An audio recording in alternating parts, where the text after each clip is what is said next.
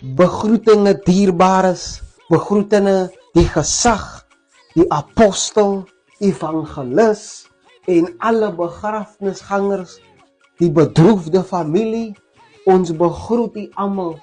Ons roep volgende, die seun van oorledene Suster Poggenpoel na vore.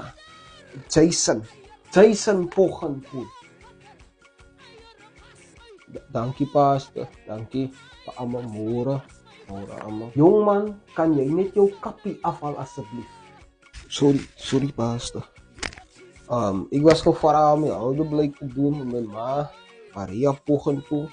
Sy is gebore 1 Mei 1955 in die Saronen en in 1956 toe het hulle getrek af tot in die Kaap en sy toe my pa kom nie, maar hulle weet mos my pa sy het mos sien hy toe eintlik gesien en so nie.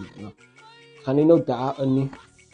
Maar ek wil maar net sê man, ek gaan dit nog lang hou nie. My ma man, julle weet dis 'n moeilike tyd vir ons man.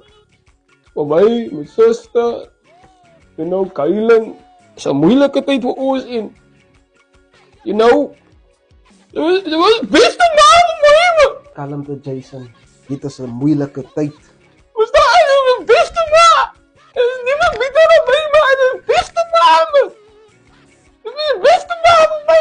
Maar ons moet nog steeds orde hier aan af. Ons roep nou die dogter van Suster Poggenpoel, Kylen Poggenpoel na vore.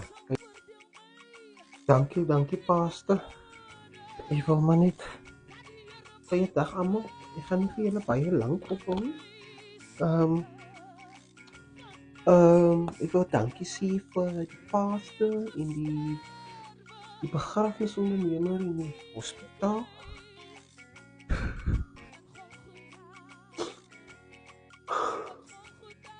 Ek wil ook dankie sê vir die hospitaal mense, die nurses. Hulle het wat hy nurses wat nie na my ma gekyk het nie. Ek soek julle voete by die ete vanmiddag. Vir die familie dankie sê vir julle ondersteuning, drukkies, boodskappe, elke boodskap. Dankie. Hy mense wat niks bygedra het nie. Niks. Gaan vir julle los. Wat niks bygedra het nie.